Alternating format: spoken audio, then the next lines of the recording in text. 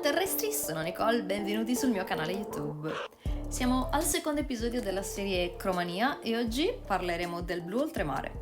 Se non sapete di cosa sto parlando, andate subito, anzi prima se potete, a vedere l'episodio 1 dove vi parlo del progetto. Poi vi ricordo che se volete supportare questo canale ancora piccolo e tenero, di mettere mi piace al video, lasciare un commento e iscrivetevi per non perdere i futuri appuntamenti dove ho in serbo per voi succosi contenuti. Andiamo dunque nel vivo e parliamo di questo blu oltremare, un colore blu caldo bellissimo, il cui uso era già noto agli egizi 5000 anni a.C. Questo colore era ottenuto dalla macinazione di una pietra semipreziosa, il lapislazzuli, molto rara. Il colore blu di questo pigmento è dato dal minerale lazzurite, presente per l'appunto nella pietra del lapislazzuli assieme alla calcite che dà le venature bianche, e ad esempio la pirite, un minerale di colore dorato, e anche della sodalite. Alcuni dei colori presenti oggi nelle nostre tavolozze derivano da produzioni di sintesi, scoperte ad esempio nel Medioevo, da ordini monastici come ad esempio il vermiglio, che prima di allora invece veniva ottenuto dal cinabro, un altro minerale. Altri pigmenti invece vennero riscoperti nell'epoca moderna, come ad esempio nel 1700 il blu di Prussia o il blu di cobalto.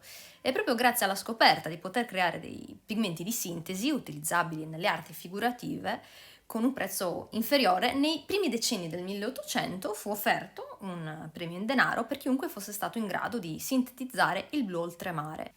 Il premio venne assegnato 4 anni più tardi a Jean-Baptiste Goumet ed è proprio a lui che dobbiamo il ringraziamento se oggi abbiamo la possibilità di poter dipingere con questo bellissimo colore alla portata ormai di tutti. Vediamo ora le specifiche tecniche di questo PB29. Il blu oltremare ha un potere tingente medio, se lo confrontiamo ad un blu di ftalo vediamo che la sua intensità è minore. È caratterizzato anche da una bassa opacità, tende ad essere semi-trasparente e ha una stabilità elevata alla luce.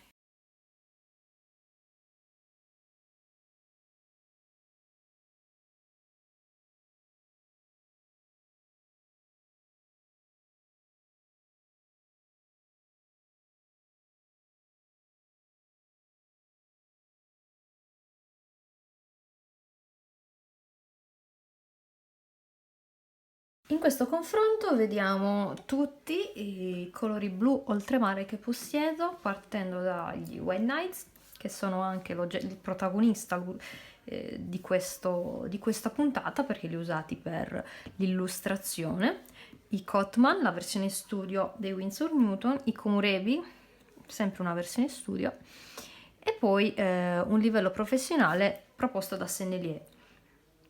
Allora, partiamo dalle linee studio. Addirittura ho fatto 2 campioncini di colore della Cotman perché il primo ha dato questo risultato terribile e ho fatto no, vabbè, sarò stata io? No. Sì, io ci ho messo sicuramente dell'impegno, però il colore è decisamente quello che è. E poi sinceramente non so se questo era una cialda così venuta male oppure è proprio una caratteristica del blu oltremare versione studio proposto da Winsor Newton. Fatemelo sapere nei commenti se avete questo colore e anche con voi si comporta così. È molto tenue rispetto agli altri, anche rispetto a un Komorebi. Non ho messo il pigmento perché questo brand non lo fornisce. Parleremo più approfonditamente di questo brand in altri video più avanti.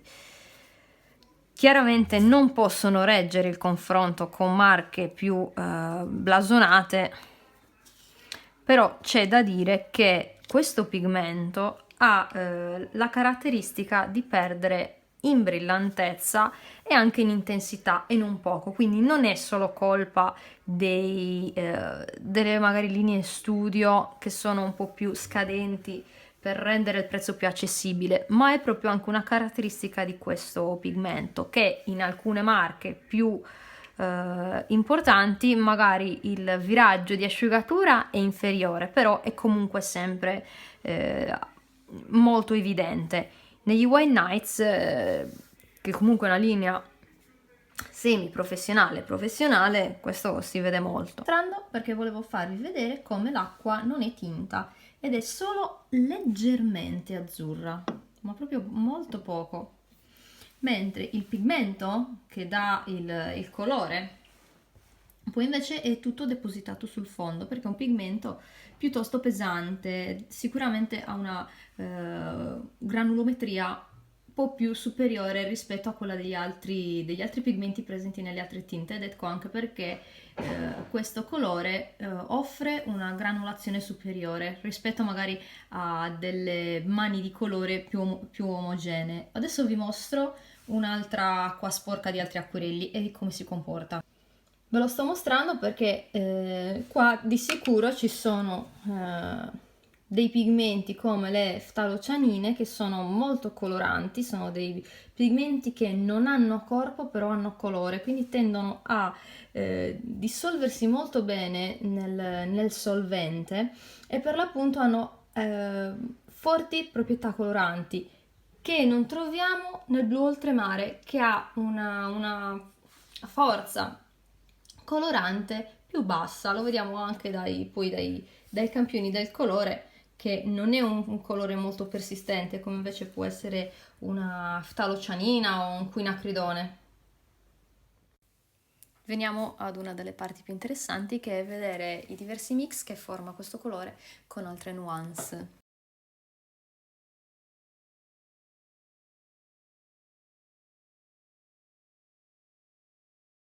I miei preferiti sono i viola che otteniamo mischiandolo con il rosso carminio.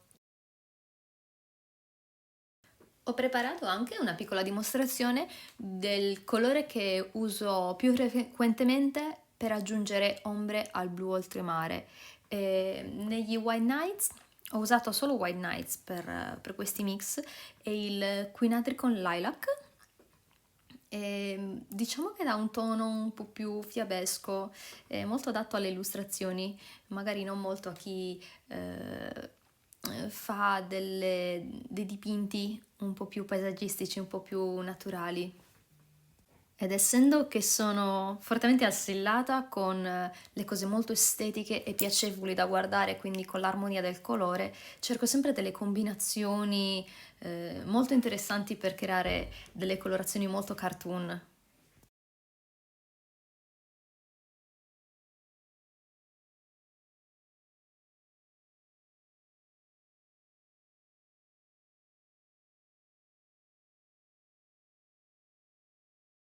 La panoramica sul blu oltremare è finita. Spero che vi sia piaciuto il modo in cui è stato trattato l'argomento e le curiosità esposte. Vi lascio ora all'illustrazione proprio ispirata dal colore blu oltremare. La registrazione integrale del video a velocità naturale verrà caricato anche lui su Patreon per essere poi disponibile quando verrà lanciata anche questa piattaforma. Se anche voi siete stati ispirati allora da questo colore o da altri della stessa serie, sappiate che su Instagram ho lanciato l'hashtag Cromania per chiunque volesse postare i suoi lavori dando risalto al colore prima che al soggetto. Potete anche taggarmi, sarò ben felice di condividere nelle stories tutti i diversi modi in cui i colori hanno comunicato con voi, sussurrandovi piacevoli armonie. Vi lascio con questa bellissima frase di Paul Klee che rispecchia appieno la mia devozione al colore e tutte le sue espressioni.